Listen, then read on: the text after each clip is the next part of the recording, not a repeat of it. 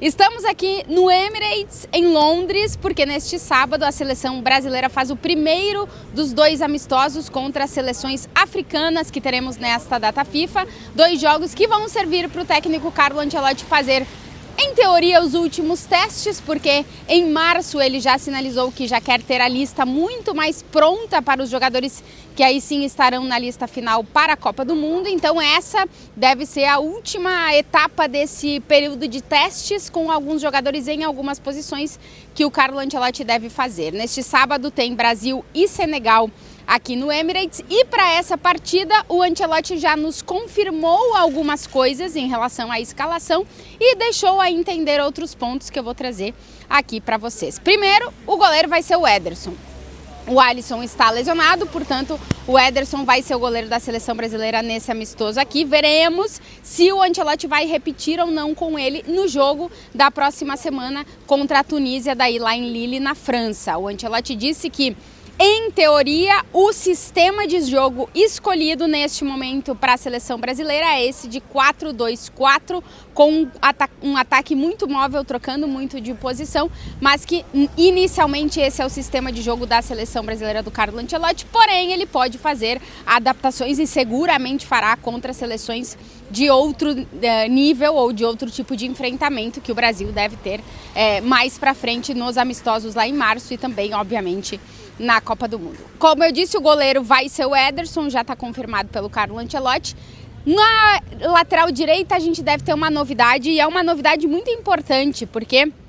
o Ancelotti quer entender se Éder Militão, que já foi lateral em diferentes momentos, mas que ele, enquanto técnico do Real Madrid, praticamente não utilizava na lateral direita, se o Militão pode ser uma opção para solucionar os problemas defensivos que o Brasil teve, principalmente no último amistoso contra o Japão, quando tomou aquela virada por 3-2, sofrendo defensivamente. Então o Ancelotti deve fazer a entrada do Éder Militão ali na lateral direita, para tentar dar um pouquinho mais de solidez defensiva. Essa palavra foi chave na entrevista coletiva do Carlo Ancelotti, inclusive ele utilizou como exemplo as seleções brasileiras de 2002, mas principalmente a de 94, quando ele disse, ok, não era o jogo mais bonito, mas era uma seleção muito efetiva, que começava de trás para frente, que era uma seleção muito sólida defensivamente, que dava a possibilidade para os atacantes de qualidade, Romário e Bebeto no caso, definirem, e foi assim que o Brasil foi campeão do mundo lá em 94. O Ancelotti falou muito sobre essa seleção de 94, na qual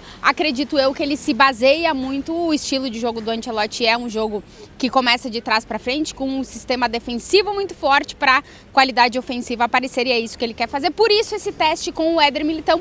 que é importante para a gente entender as listas seguintes da seleção brasileira. Porque se o Militão vai bem e se afiança como uma opção real para lateral, vamos ver quantos zagueiros e quantos laterais o Ancelotti pode convocar pensando na Copa do Mundo. Dupla de zaga deve ser Marquinhos e Gabriel Magalhães, até porque a dúvida é se o Militão vai para a zaga, como é que seriam entre esses 3 os 2 escolhidos. E na lateral esquerda, outro jogador com um perfil bem defensivo, que vai ajudar muito o Brasil nessa construção de solidez defensiva que o Ancelotti quer, que é o Alex Sandro, que deve ser o titular. No meio de campo, as 2 certezas absolutas dessa seleção brasileira, Casemiro e Bruno Guimarães. O Casemiro é indiscutível, insubstituível na cabeça do Ancelotti, e o melhor companheiro para ele ali é o Bruno Guimarães. Portanto, para mim, essas são as 2 grandes certezas da seleção brasileira, tirando evidentemente o goleiro Alisson, e esses 3 caras na zaga que devem brigar aí por posição, caso o Militão não se estabeleça como lateral direito. Inclusive ele falou sobre o Fabinho, que foi convocado por ser um perfil bastante parecido com o Casemiro, e vamos ver se o Fabinho vai ser testado ou não. Nesse primeiro jogo contra Senegal ele deve começar no banco, mas vamos ver se ele tem oportunidade de jogar, para o Ancelotti até ver se o Fabinho, que a gente sabe que tem um perfil bastante parecido com o Casemiro, tá bem fisicamente, coisa que o Ancelotti que disse que sim, porque ele joga na Liga da Arábia Saudita, para ver se o Fabinho se torna essa peça para substituir o Casemiro, caso o volante do Manchester United não possa jogar. E aí na frente são 4 atacantes com muita mobilidade, trocando muito de posição, que vários podem fazer a função de camisa 10, vários podem jogar pelos lados do campo e vários podem jogar centralizados. E aí vamos ver como é que vai ser a disposição. Acredito que Estevão na direita, Matheus Cunha mais centralizado atrás do falso 9, que seria o Vinícius Júnior, e o Rodrigo aberto pela esquerda. Essa deve ser a escalação do Brasil contra Senegal, é isso que o Ancelotti tem treinado e está desenhado, mas vamos ver quanto de testes também ele vai fazer no decorrer da partida e vamos ver o quanto esse jogo e o resultado desse jogo contra Senegal vai pesar na decisão da escalação para o jogo contra a Tunísia na semana que vem na França, que ele disse que pode mudar peças, mas acredito que o sistema não vai mudar.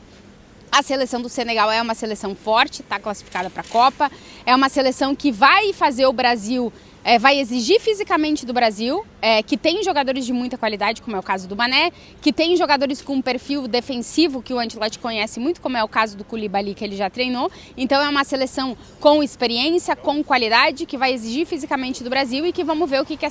seleção brasileira vai poder entregar. Entrevista coletiva do Ancelotti bem interessante, falou sobre o ambiente bom que isso faz com que o trabalho possa ser de alto nível na seleção, que o grupo está fechado, que não há muito celular dentro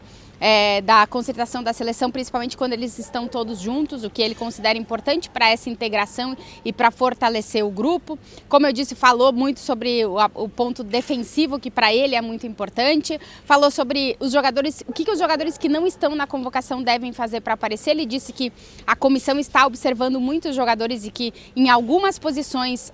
as brigas estão muito abertas, como é o caso da posição de centroavante, por exemplo. Vamos ver o quanto o Vitor Roque vai ter oportunidade. Vamos ver o quanto o João Pedro vai jogar também nessa data FIFA. E o Ancelotti, que foi bastante sincero falando sobre estar muito feliz na seleção. Obviamente que ele não vai entrar em questão de renovação de contrato nesse momento, até porque ele está muito focado no ciclo daqui até o final, sabe da exigência que tem, mas também sabe da confiança que se está mostrando no trabalho dele e que ele está trabalhando para poder entregar. Também falou sobre essa mudança de ser técnico de clube, que é bem diferente de seleção, que ele está trabalhando menos, entre aspas, porque ele não tem tantas entrevistas coletivas e no dia a dia é diferente, mas que ele está trabalhando muito porque ele tem muito pouco tempo para preparar essa seleção para o que de verdade vem pela frente. E agora eu quero dizer para vocês que já fiz o resumo e começou a chover aqui, então eu me despeço. Nesse sábado tem Brasil e Senegal e vamos ver como é que vai ser esse primeiro amistoso da seleção brasileira em solo europeu, esse penúltimo desse ano de 2025.